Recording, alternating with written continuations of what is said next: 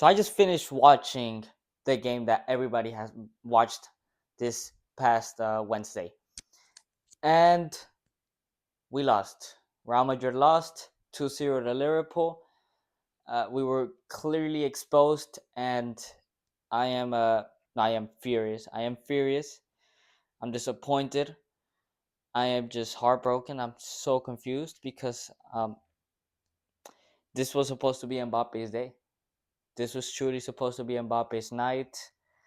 Uh, no Vinny. Vinny was injured. Rodrigo was out as well against an extremely strong team like is Liverpool.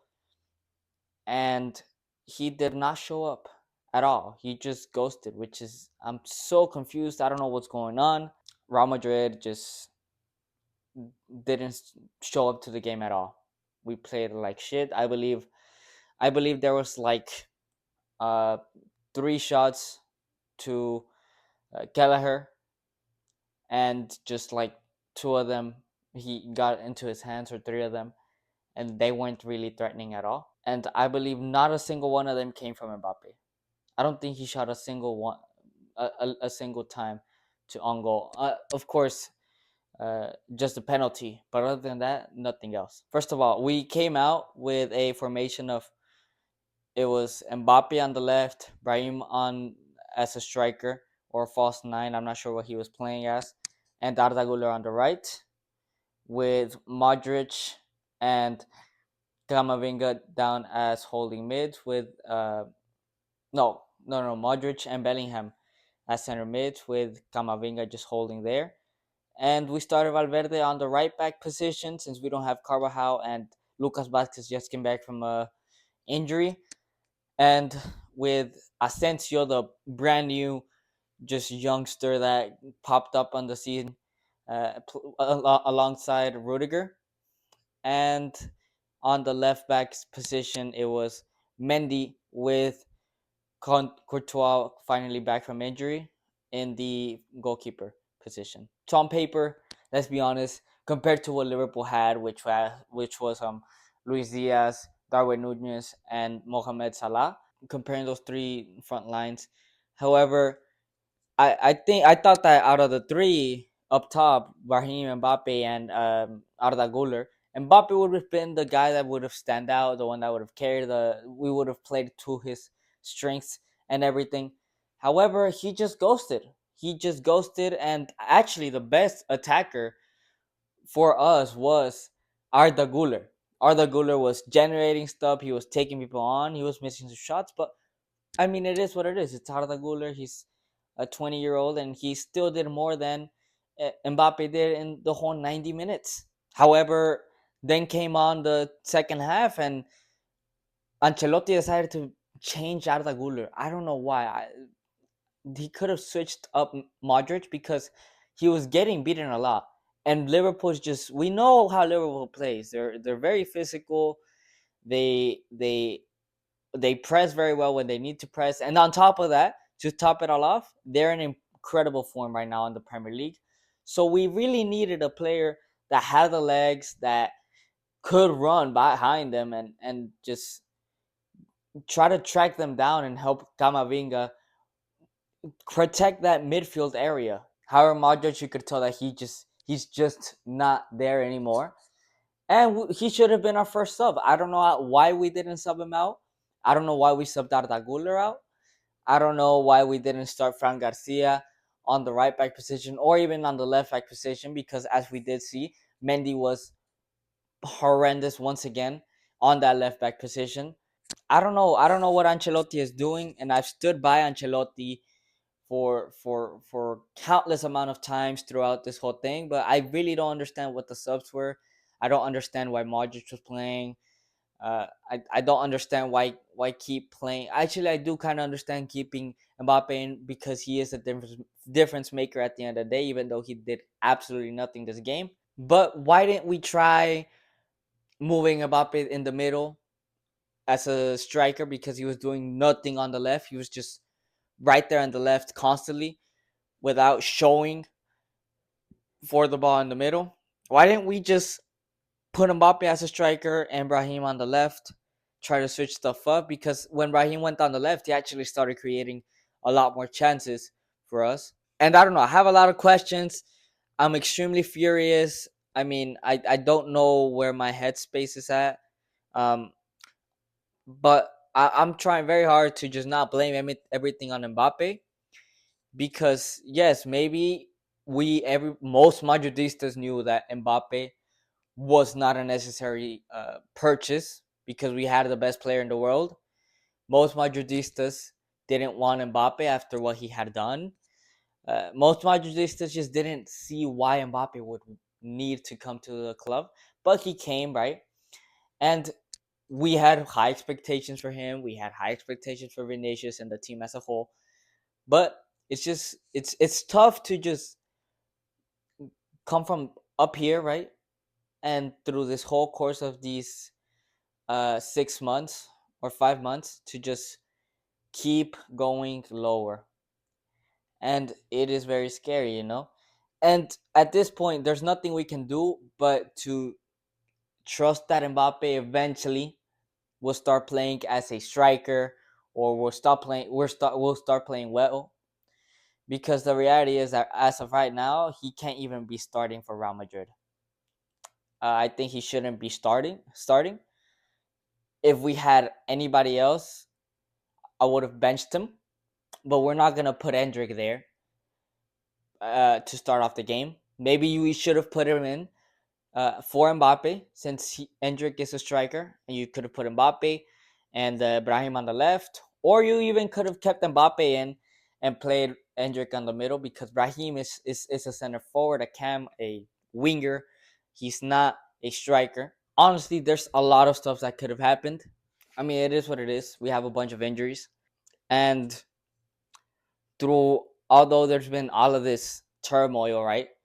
We once again proved that just Mendy's not there for those big games. He just shouldn't start. We should start Fran Garcia, and that we have a great center back in our hands with Asensio. Asensio played incredible. He played really well this entire game. He almost scored an own goal, but he quickly recovered, and he just was very solid back there. No, Courtois, once again, they could have scored a bunch more. I mean, Luis Diaz and Mohamed Salah were. Mohamed Salah was all right, but Luis Diaz was absolutely incredible. Let's not discredit Liverpool for this win, because yes, this is an incredibly weak, an incredibly ruptured team, but Liverpool looked incredible. I mean, they looked so strong. They just dominated us. And I sound like a masochist, but my gosh, they played absolutely beautiful. That first goal from McAllister, I mean, they just passed it so quick, and although I was angry, I could recognize, oh my gosh, that's a beautiful goal that they just scored. Although the only weak sides that I sometimes saw from Liverpool is that they were trying to attack too much, even though they were already winning 1-0. And if at sometimes, if Mbappe was in a good shape, if the team was in a good shape, Madrid could have scored those, because Liverpool did mess up a lot of unnecessary passes, just try to force it too much when they really didn't need to. But other than that, they looked absolutely incredible. Now, where do I stand with Ancelotti? I have no idea. I don't know. Where do I stand with Ancelotti? As I said in the beginning of the video, I'm super confused. I don't know what to think. I mean, we're I haven't felt this way since the 2018, where we lost to Ajax in the in the round of 16, or round of 16, to put you into perspective.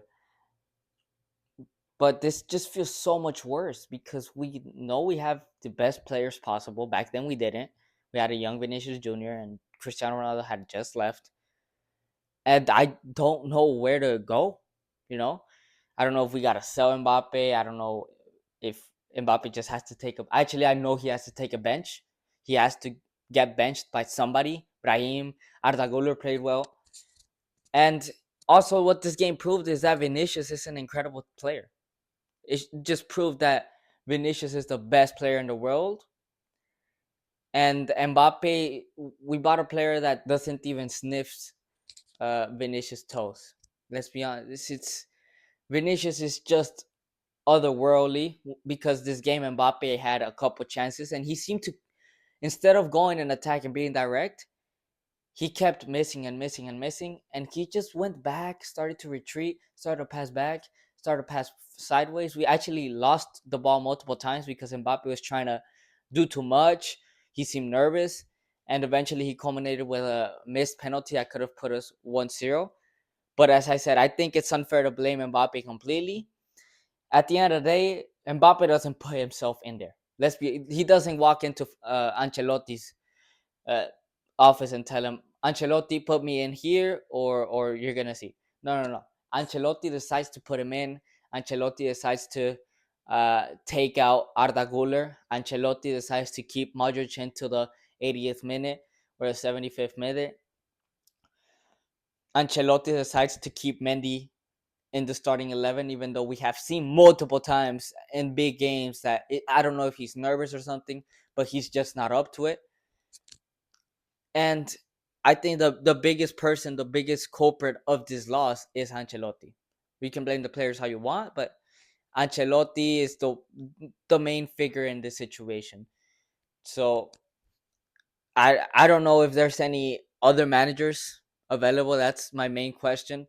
I saw in the broadcast that they were zooming into Rafa Benitez. I don't think we need that. I don't think we need a repetition of the 2014 season or 2013 season. No, I believe it's the 2014 season where Ancelotti also started off pretty bad and Rafa Benitez came in and it was a shit show. But after that, Zidane came in to replace Rafa Benitez and we ended up winning the Champions League 3 times. So I don't know. Maybe I do want that. But it's Real Madrid's in a very precarious situation right now. But we got to bank on Vinicius coming back because Camavinga's injured as well. And Camavinga was being one of our better players, one of our best players. And now we don't even have him anymore. So we got to make signings. We really have to make signings this January transfer window. If we don't, I don't see this turning around at all.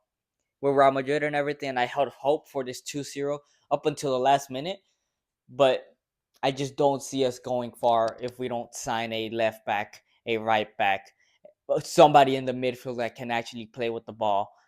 If we don't even sign a striker at this point, And main thing, if we don't even bench or show that we want Mbappe to get better, because we're just Ancelotti's just giving Mbappe the ass, letting Mbappe just do whatever he wants with us.